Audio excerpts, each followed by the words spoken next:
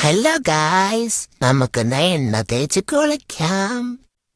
ഞാൻ എപ്പോഴും ഒന്നും എണ്ണ തേക്കാറില്ല കേട്ടാ, പിന്നെ വല്ലപ്പോഴും. എന്റെ ചേപ്പി ഇപ്പൊ പറിച്ചെടുക്കും. എന്റെ തലയോടെ വെച്ചേക്കണേ. അമ്മേ, എന്തേലും ദേഷ്യമുള്ള പറഞ്ഞു തീർക്കടി. സത്യത്തിൽ എനിക്ക് കുളിക്കാൻ വേണ്ടി താല്പര്യമൊന്നുമില്ല ഗൈസ്. ഇനി ഇവളുടെ നടപ്പന്നത്തിന് വഴങ്ങി ഇങ്ങ് കുളിക്കും. തണുക്കുന്നൊന്ന് വേദം വാരി പൊത്തു. ഇറങ്ങി ഓടിയാലോ അതിന്റെ വാതിലെവിടെയാണ് ഈ വെച്ചേക്കണത്?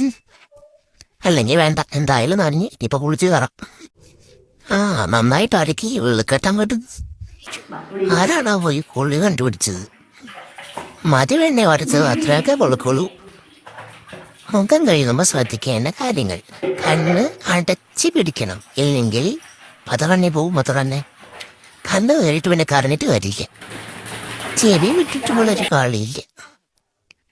കൊമ്പോ അഴക് കഴിച്ചത് മതി. ഇനി വേഗം വെക്കുന്ന കഴിയക്കളേ. വരി മതി, ഞാൻ പോകും. കുളിച്ചു കഴിഞ്ഞ പിന്നെ കുറച്ച് നേരത്തേക്ക് എനിക്ക് ഭ്രാന്താണ് ഗൈസ്. ഇനി അടങ്ങിയിരുന്നേക്കാം. ഇവക്ക് ദേഷ്യം വന്നാൽ പിന്നെ പിടിച്ചക്കിട്ടില്ല. ചെയ്യുകയൊന്നും വേണ്ട, ചെയ്യാനത് കറണ്ട് അടിച്ചു പോലെ ഇരിക്കുള്ളൂ. ഈ സ്നേഹത്തിന്റെ മുന്നിൽ ഞാൻ തോറ്റു പോകും.